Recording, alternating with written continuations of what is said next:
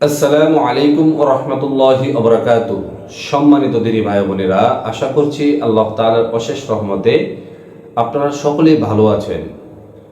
তো সম্মানিত দিনী ভাই বোনেরা, আজকে আমি আপনাদেরকে বিশেষ একটি দোয়া দিতে চাচ্ছি। সেই দোয়াটি হচ্ছে, যার কথা স্মরণ করে হাতের মুঠের মধ্যে 3 বার সূরাতুল ইখলাস পাঠ করে হাতের মুঠে ফু দিয়ে মুঠ বন্ধ করলে কি হয় এবং কি লাভ।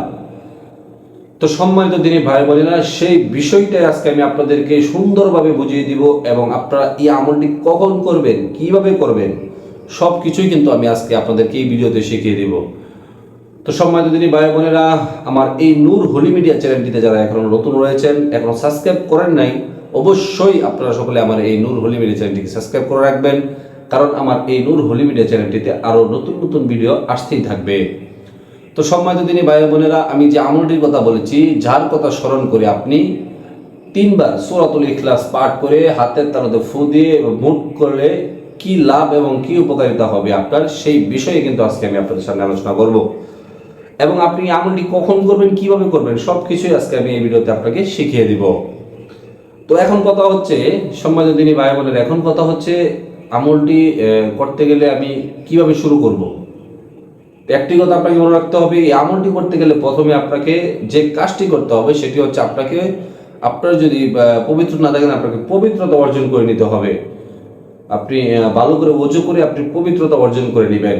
তো অর্জন করে নেওয়ার পরে আপনি একটি নির্জন একটি জায়গায় বসবেন, যেখানে কেউ আশেপাশে কোনো লোক আপনাকে ডিস্টার্ব করবে না। এরকম নির্জন একটি জায়গায় বসে আপনি প্রথমে আপনি 3 বার আস্তাগফিরুল্লাহ পাঠ করবেন। আস্তাগফিরুল্লাহ, আস্তাগফিরুল্লাহ, আস্তাগফিরুল্লাহ, এভাবে আপনি 3 বার আস্তাগফিরুল্লাহ পাঠ করবেন।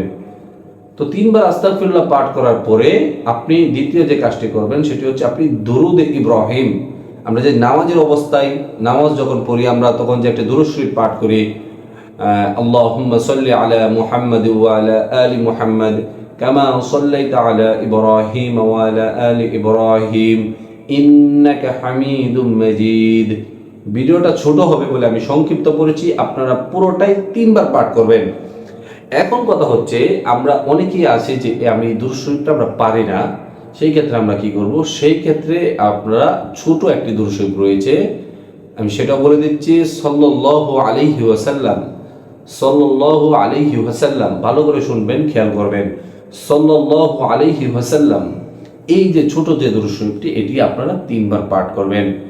তো এই দুরূদ শরীফ পাঠ করার পরে আপনি যে কাজটি করবেন সেটি হচ্ছে, আপনি যার উদ্দেশ্যে এই আমলটি করতে চান, মানে যাকে নিয়ে এই আমলটি আপনি করতে চান, ওই ব্যক্তির নাম আপনি মনে মনে নিয়ে আপনি এভাবে আপনার সামনে হাতটি রেখে আউযু বিল্লাহ এবং বিসমিল্লাহ সহকারে 3 বার সূরাতুল ইখলাস পাঠ করবেন। আমি আপনাদেরকে দেখিয়ে দিচ্ছি। আউযু বিল্লাহি মিনাশ শাইতানির রাজীম, বিসমিল্লাহির রহমানির রহিম। قل هو الله أحد الله الصمد لم يلد ولم يولد ولم يكن له كفوا أحد। এইভাবে আপনি 3 বার পাঠ করেন। পাঠ করে প্রথমে একবার পাঠ করে ফু দিয়ে হাত মুঠ করে রাখবেন, আরেকবার পাঠ করবেন, ফু দিয়ে হাতটা মুঠ করে রাখবেন, আরেকবার পাঠ করবেন, ফু দিয়ে হাতটি মুঠ করে রাখবেন। তো এখন কথা হচ্ছে, সম্মানিত দিনী ভাই বোনেরা, আমি এই আমলটি কার কার জন্য করতে পারবো। আমি তো আপনাকে শুরু থেকে বলেছি, যার কথা মনে করে আপনি আমলটি করবেন। তো সেই ক্ষেত্রে যার কথা মানে আপনি আপনার স্ত্রীর জন্য এই আমলটি করতে পারেন, অথবা আপনার হাজব্যান্ডের জন্য এই আমলটি করতে পারেন, অথবা আপনার ছেলে মেয়ের জন্য এই আমলটি করতে পারেন, অথবা আপনার প্রিয় মানুষটির জন্য কিন্তু আপনি এই আমলটি করতে পারেন। খুবই কার্যকারী একটি আমল, বুলেটের গতিতে কিন্তু কাজ করবে। পাওয়ারফুল সূরাতুল ইখলাস, এটি কিন্তু আপনারা সকলেই জানেন। তো আমি যেভাবে বলেছি এইভাবে আপনি আমলটি করে বা হাতে ফু দিয়ে মোট দিয়ে আপনি শেষে আরো কয়েকবার দুরূদ শরীফ পাঠ করে নেবেন। তো আপনার সন্তান আপনার কথা শুনতেছে না, আপনার স্ত্রী আপনার সাথে কোনো রকম যোগাযোগ রাখতেছে না, আপনার হাজবেন্ড আপনার কোনো কথা শুনতেছে না, অবাধ্য, তো আপনি এই আমলটি করবেন। খুবই কার্যকরী একটি আমল। অবশ্যই ওই ব্যক্তি আপনার বশ হবে, আপনার কথা শুনবে, আপনাকে ভালোবাসতে বাধ্য হবে।